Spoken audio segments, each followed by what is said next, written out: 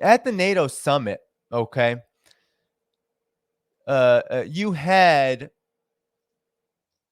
NATO essentially first did it again. It invited New Zealand, Australia, South Korea, Japan. There was that dynamic. So there was that dynamic, and that angered China. China said, "Why are you inviting regional partners? Why are you inviting regional countries? The North Atlantic is way over there. Asia Pacific is way over here. NATO, you have no jurisdiction. You probably shouldn't exist anyway. You have no jurisdiction over anything. Your purpose basically became irrelevant when the Soviet Union fell, but you definitely don't have any place in Asia." So not only were these countries invited, Australia, New Zealand, Japan, South Korea, just like the last summit last year, but you also had a statement, a joint communique that made China be out to be a threat. And you also had the floating of a possible liaison office opening in Tokyo. And all of this angered China, and rightfully so. And here's what China had to say. This is from Al Jazeera. So China had this to say. China promises a resolute response to any NATO expansion in Asia. And Beijing rejects NATO concern over its stated ambitions, criticizes presence of Australia, Japan, New Zealand, and South Korea at the summit. So, in a strongly worded statement issued halfway through their 2-day summit in Lithuania, NATO leaders said that the People's Republic of China challenged the alliance's interests, security, and values with its stated ambitions and coercive policies. So here you go again. The PRC employs a broad range of political, economic, military tools to increase its global footprint and project power while remaining opaque about its strategy, intentions, and military buildup. The PRC's malicious hybrid and cyber operations and its confrontational rhetoric and disinformation target allies and harm alliance security. So this is like a copy and paste of last year's joint communique, by the way. This is exactly what they said last year. So not much has changed, really. But this was also a big addition where they talked about Russia and China's partnership being a threat. The leaders urged China to play a constructive role as one of 5 permanent veto-holding members of the UN Security Council and condemned Russia's war of aggression of Ukraine. So the Chinese mission to the European Union condemned these comments and said they firmly rejected and opposed this. So you had these 4 countries invited.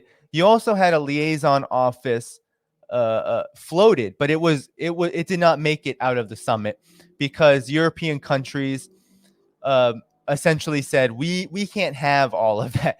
We can't take that. That's going to anger China to a degree that we just can't afford. So that was scrapped for at least the time being. No NATO liaison office in Tokyo.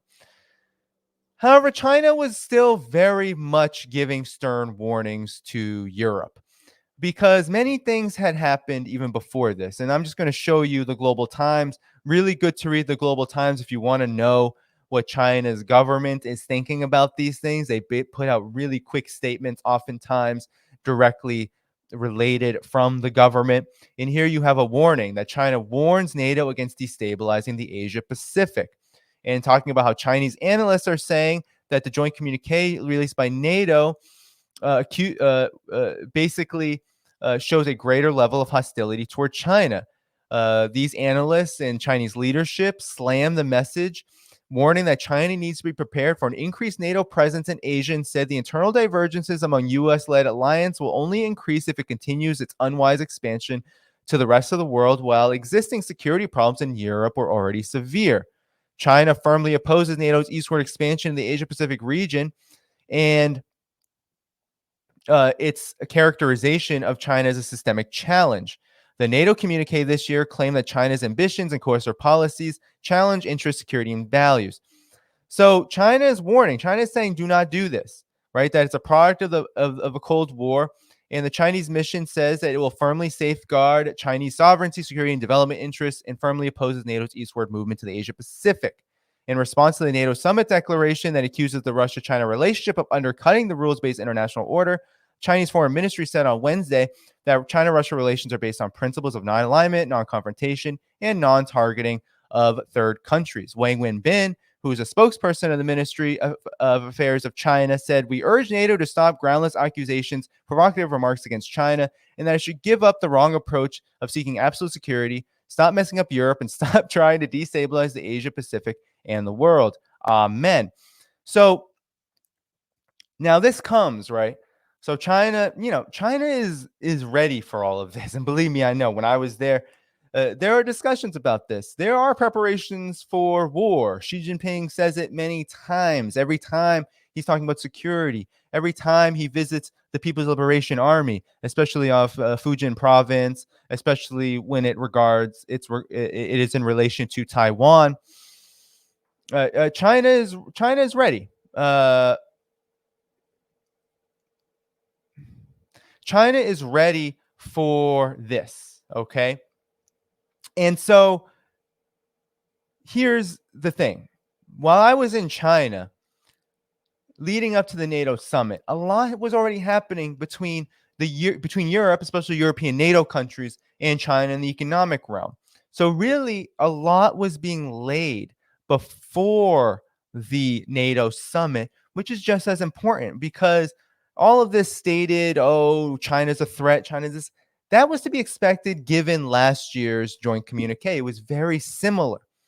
Adding the Russia-China partnership into there, as well as reaffirming that China is a threat to security interests, values of the collective West, all of this is kind of par for the course. But I think what is really interesting about this moment is that European countries are walking a very, how should I say,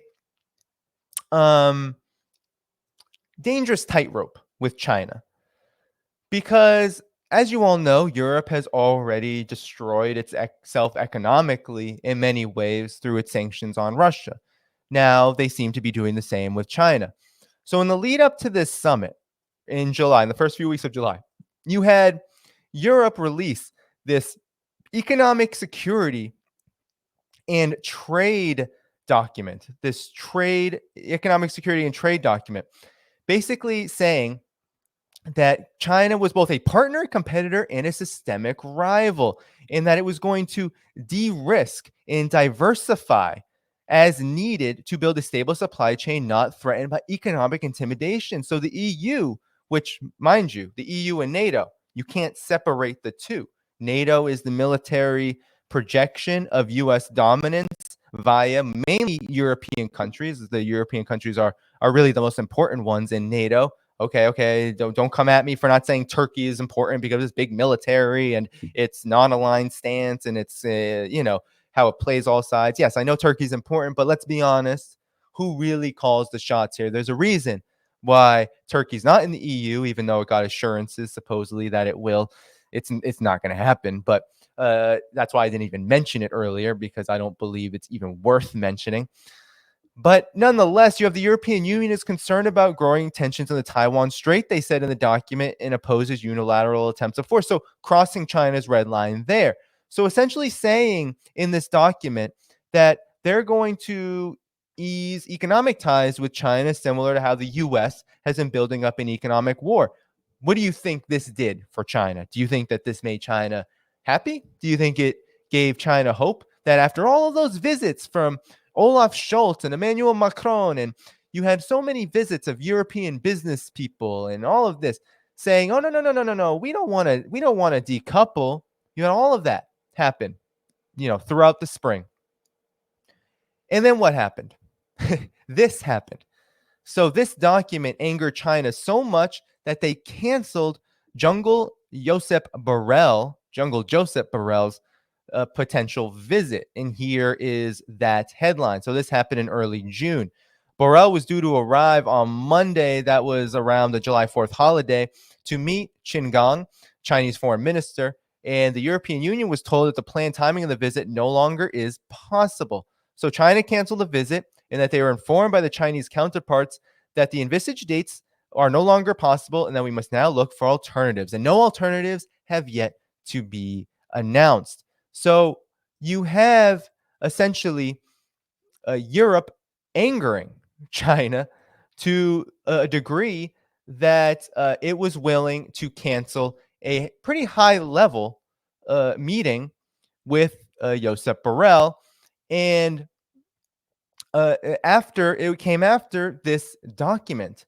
Okay, and that's not all though. That's not all, because this document was an indication to China that the tech war, the economic war led by the US, was also going to include Europe to an even greater degree now.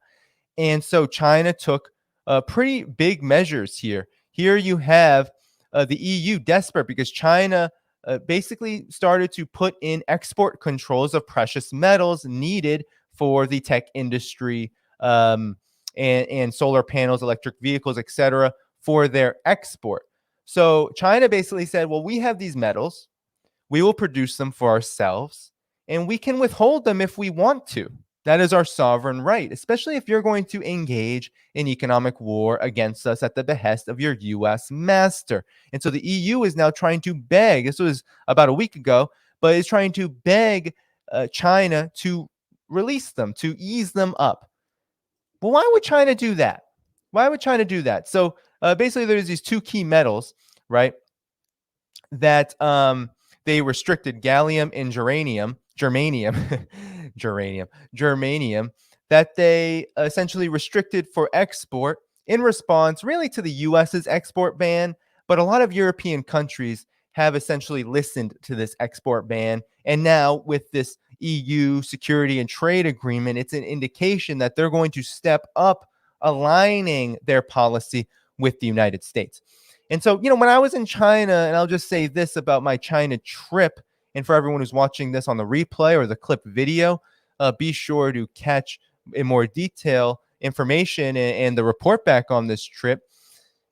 But when I was on this trip, I was told by my Chinese counterparts that it has made a big difference. And while now Huawei is just getting out, the huge corporation that makes and produces a lot of the 5G technology and the high-tech industry in China through telecommunications, this corporation is now getting out of it, and there has been a lot of internal investment that has helped bring China's tech industry back to more normal levels, but it's still behind because of these export controls and these sanctions. And so the export controls against China has basically mobilized the world in an attempt to cut off China from needed materials and parts to produce semiconductor chips, especially the advanced kind. And what that has done is you'll have a situation, and I was told this by my Chinese counterparts, that Huawei's